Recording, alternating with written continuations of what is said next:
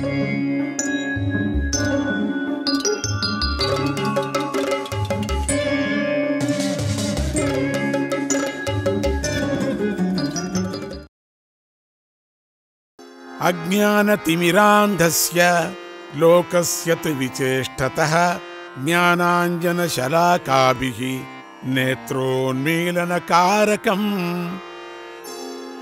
ఈ మహాభారతం అజ్ఞానమనే చీకటిలో కనులు మూసుకొని పోయిన లోకానికి జ్ఞానమనే కాటుక పుల్లలతో కనులు తెరిపిస్తుంది, వెలుగులనిస్తుంది.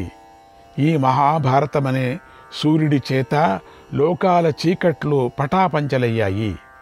ఈ మహాభారత పురాణమనే పౌర్ణిమా చంద్రుడి చేత వేదాలనే వెన్నెలలు విరిశాయి.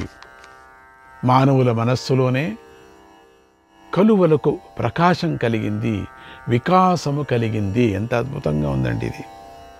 అజ్ఞానమనే ఆవరణాన్ని పోగొట్టే భారతమనే ఈ ఇతిహాస దీపం లోకమనే గర్భాలయాన్ని ప్రకాశింపజేస్తుంది, జ్ఞానాన్ని కలిగిస్తుంది. అజ్ఞానం దూరం చేసి జ్ఞానాన్ని కలిగిస్తుంది. ఈ మహాభారతమనే మహావృక్షానికి సంగ్రహ అధ్యాయమే విత్తనం. సంగ్రహ అధ్యాయం అని ఒక విత్తనం.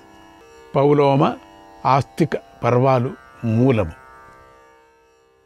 సంభవ పర్వం విస్తరించిన మ్రాను అయి ఉంది, పెద్ద చెట్టుగా వృక్షంగా ఉంది. సభ అరణ్య పర్వాలు పక్షులు నివసించే తొర్ర అయి ఉన్నాయి.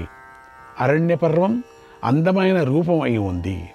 విరాట ఉద్యోగ పర్వాలు ఈ చెట్టుకు సారభూతమై ఉన్నాయి. భీష్మ పర్వం పెద్ద కొమ్మ అయి ఉంది, మనకు అత్యంత ముఖ్యమైనటువంటిది. ద్రోణ పర్వం ఆకుల గుబురు అయి ఉంది. కర్ణపర్వం తెల్లని పుష్పాలై ఉంది. శల్యపర్వం సువాసనలై ఉంది. స్త్రీ ఈషిక పర్వాలు చెట్టు నీడలై ఉన్నాయి. శాంతి పర్వం గొప్ప ఫలమై ఉంది. అశ్వమేధ పర్వం అమృత రసమై ఉంది. ఆశ్రమవాస పర్వం స్థిరమైన ఆశ్రయమై ఉంది. ఈ మౌసల పర్వం సంక్షిప్త వేదమై ఉంది. మేఘం ప్రాణులన్నిటికీ జీవన ప్రదాత అయి ఉంది కదా, అలాగే ఈ మహాభారతం అనే వృక్షం కవులందరికీ ప్రధాన ఆశ్రయం అయి ఉంది. మహావృక్షానికి ఎల్లప్పుడూ పువ్వులు పండ్లు ఉదయిస్తూ ఉంటాయి. ఆ చెట్ల ఫలాల రసం ఆస్వాద యోగ్యంగా ఉంటుంది, తినటానికి, తాగటానికి, వినటానికి. అటువంటి గొప్పది ఈ మహాభారత వృక్షం. అది పవిత్రమైనది, దేవతల చేత కూడా నరికి వేయబడదు. తల్లి అయినటువంటి సత్యవతీదేవి ఆజ్ఞతోనూ బుద్ధివంతుడైనటువంటి భీష్ముడి అనుమతితోనూ వ్యాసమహర్షి కాశీరాజ పుత్రికలైన అంబిక అంబాలికల నుండి 3 పుత్రులను పొందాడు. వారే ధృతరాష్ట్రుడు, పాండుడు, విదురుడు. ఇది జ్ఞాపకం పెట్టుకోండి, ధృతరాష్ట్రుడు, పాండుడు, విదురుడు. తర్వాత వ్యాసమహర్షి తపస్సు చేసుకోవటానికై తన ఆశ్రమానికి వెళ్ళిపోయాడు. ఈ 3 పుత్రులు పెరిగి పెద్దవాళ్ళయ్యి పరమగతిని పొందాక వ్యాసమహర్షి ఈ లోకంలో మహాభారతాన్ని చెప్పాడు. దానిని చెప్పమని జనమేజయుడు మహర్షులు వ్యాసమహామునిని అడిగారు. అప్పుడు వ్యాసముని వైశంపాయన మహర్షిని చెప్పమని ఆదేశించాడప్పుడు ఆ వైశంపాయన మునిని యజ్ఞంలోని ఋత్విక్కులు చెప్పమని మళ్ళీ వేడుకోగా ఆయన మహాభారత కథను యజ్ఞకర్మల మధ్యలో చెప్పాడు. కురువంశం విస్తరించటాన్ని, గాంధారి యొక్క ధర్మశీలాన్ని, విదురుడు ప్రజ్ఞను, కుంతీదేవి ధైర్యాన్ని మొదలైనటువంటి విషయాలను భారతంలో చెప్పాడు. వాసుదేవస్య మాహాత్మ్యం పాండవానాంచ సత్యతాం. శ్రీకృష్ణుడి మహాత్మ్యాన్ని, పాండవుల సత్యనిష్టను చెప్పాడు. ధృతరాష్ట్రపుత్రులు చెడు ప్రవర్తన గురించి చెప్పాడు. ఇది ఉపాఖ్యానాలతో కలిసి 1,00,000 శ్లోకాలతో కూడి ఉంది. పండితులు మాత్రం ఉపాఖ్యానాలు లేకుండా ఈ భారతాన్ని 24,000 శ్లోకాలలో చెబుతూ ఉంటారు. దీనికన్నా వ్యాస మహర్షి 150 శ్లోకాల్లో సంక్షేపంగా చెప్పాడు. అన్ని పర్వాల కథలో కూడిన ఈ అనుక్రమణిక అనే అధ్యాయాన్ని వ్యాసుడు తన పుత్రుడైన శుకుడికి బోధించాడు. 60 లక్షల శ్లోకాలతో మరో సంహితను తయారు చేసి తన వంటి వారే అయినటువంటి ఇతర శిష్యులకు ఇచ్చాడు. 30 లక్షల శ్లోకాలను దేవలోకంలో ప్రతిష్ఠించాడు. 15 లక్షల శ్లోకాలను పితృలోకంలో ప్రతిష్ఠించాడు. 14 లక్షల శ్లోకాలను గంధర్వలోకంలో ప్రతిష్ఠించాడు. ఏకం శతసహస్రంతు మానుషేషు ప్రతిష్ఠితం.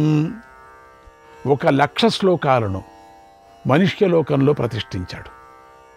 ఇందులో ఆది పర్వము, సభాపర్వము, అరణ్య పర్వము, విరాట పర్వము, ఉద్యోగ పర్వము, భీష్మ పర్వము, ద్రోణ పర్వము, కర్ణ పర్వము, శల్య పర్వము, సౌప్తిక పర్వము, స్త్రీ పర్వము, శాంతి పర్వము, ఆనుశాసనిక పర్వము, అశ్వమేధ పర్వము, ఆశ్రమవాస పర్వము, మౌసల పర్వము, మహాప్రస్థానిక పర్వము అని 18 పర్వాలు ఉన్నాయి.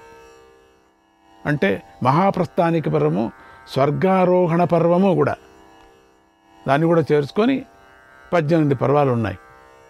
ఇందులో 100 ఉపపర్వాలు ఉన్నాయి. మళ్ళీ దీంట్లో ఒకటి 100.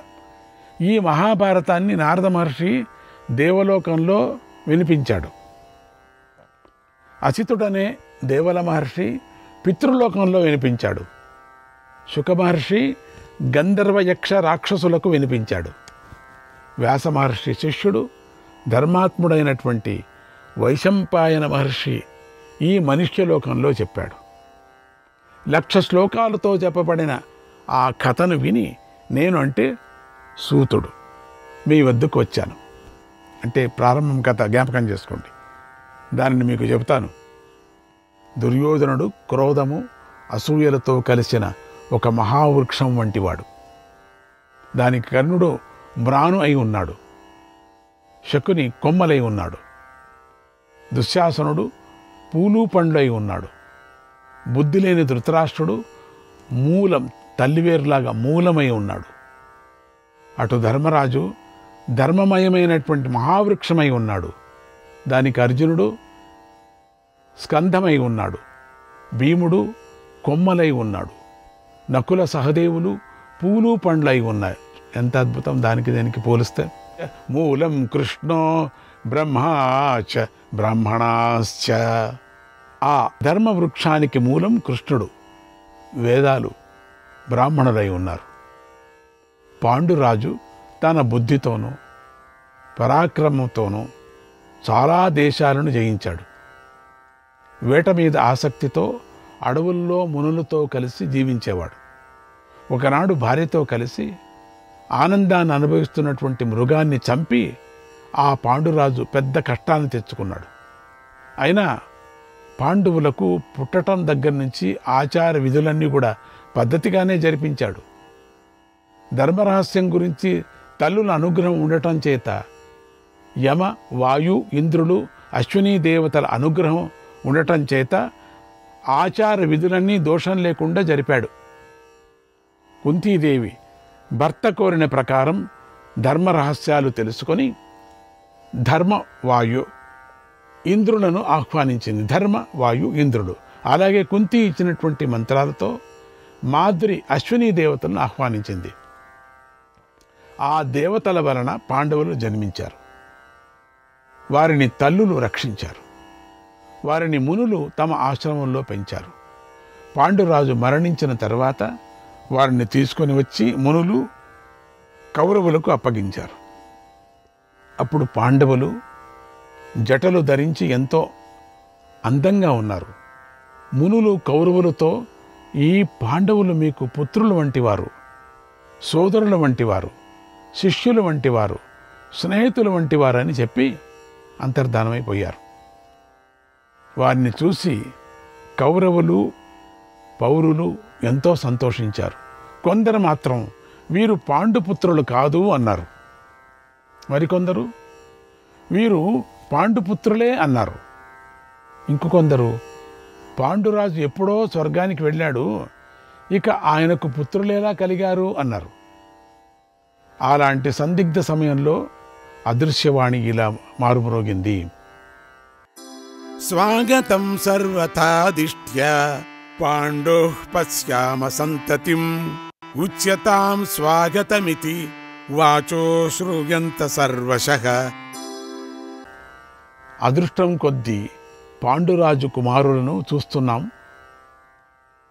వీరి రాకకు చాలా సంతోషం, వీరికి స్వాగతం చెప్పండి అనే మాటలు అంతటా వినిపించాయి. ఆ మాటల తర్వాత అదృశ్య దేవతలు చేసిన శబ్దాలు అన్ని దిక్కుల నుండి విశేషంగా వినిపించాయి. ఆ సమయంలో మంచి సుగంధంతో కూడిన పూలవాన కురిసింది. పాండవులు అడుగుపెట్టిన సమయంలో శంఖ దుందువులు ధ్వనులు మ్రోగాయి. ఇదంతా చాలా ఆశ్చర్యకరంగా జరిగింది. ప్రజలకు పాండవుల మీద ప్రీతితో తమ సంతోషాన్ని ప్రకటించారు. సాక్షి అయిపోయింది కదా దేవతలు వచ్చి. పాండవులు వేదాలు, ఈ పాండవులంతా ఏం చేసే వేదాలు శాస్త్రాలు చదువుతూ నిర్భయంగా అక్కడ నివసించారు. మంచి మార్గంలో ఉన్నారు.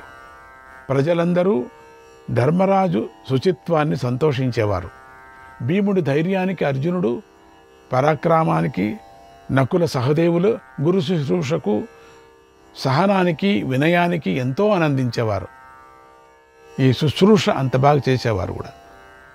పాండవుల పరాక్రమానికి లోకమే ఆనందించింది. అర్జునుడు కష్టసాధ్యమైన మత్స్య యంత్రాన్ని కొట్టి స్వయంవరంలో ద్రౌపదిని గ్రహించాడు. ఆ ధనుర్ధారులతో గొప్పవాడైపోయాడు అర్జునుడు. యుద్ధాలలో సూర్యుడిలాగా చూడరాని వాడు అయ్యాడంటే అంత పెద్దవాడయ్యాడు. పెద్ద రాజులందరినీ జయించి ధర్మరాజు చేత రాజసూయ యాగం చేయించాడు.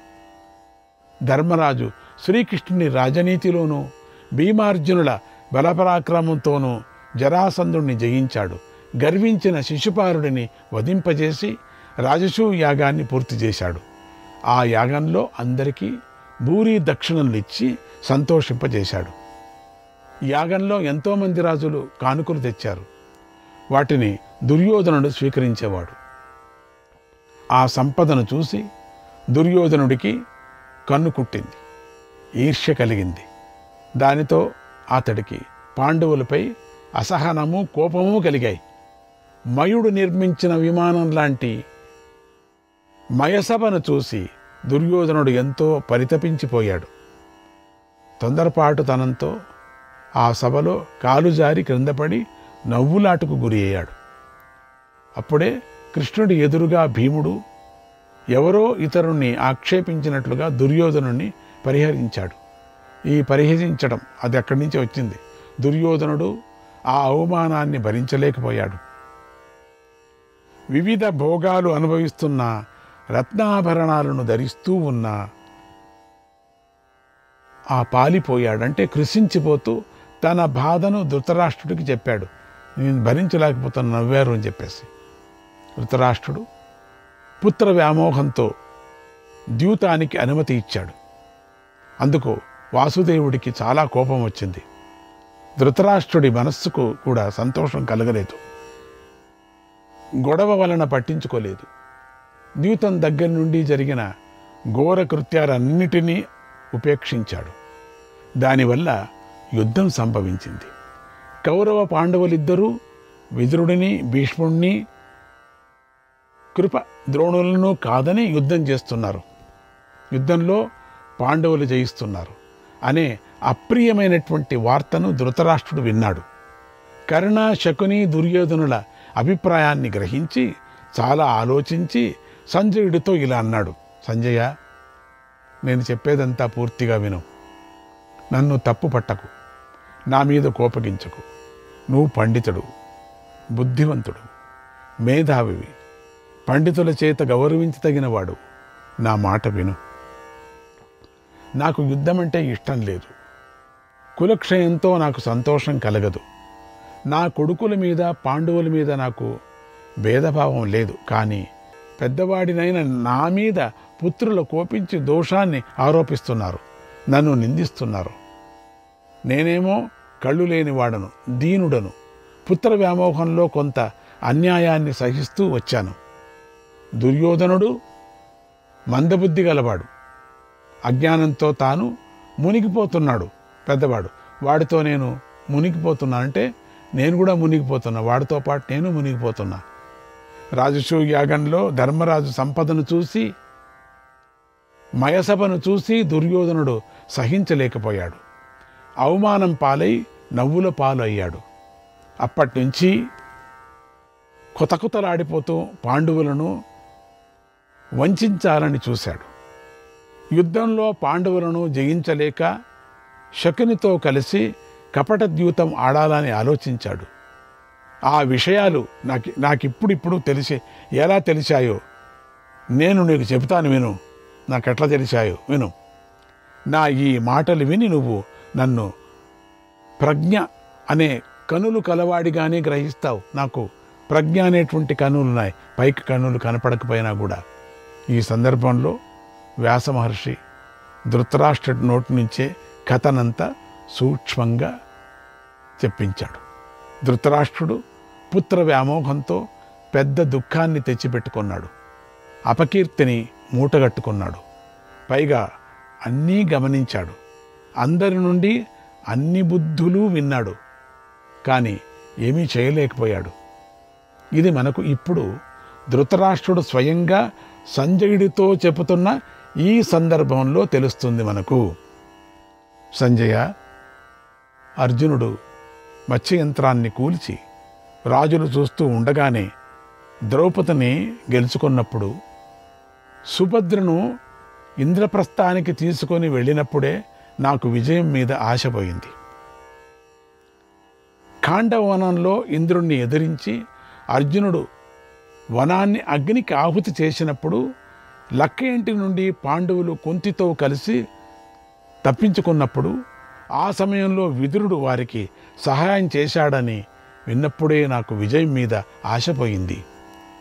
అర్జునుడు ద్రౌపదిని గెలుచుకున్న సందర్భంలో పాండవులు కూడా బలవంతులైన పాంచారులతో కలిసిపోయారని విన్నప్పుడు, భీముడు కేవలం బాహుబలంతోనే జరాసంధుణ్ణి వధించాడని విన్నప్పుడే నేను విజయం మీద ఆశ వదులుకున్నానయ్యా. శ్రీకృష్ణాయ పరమాత్మనే నమః.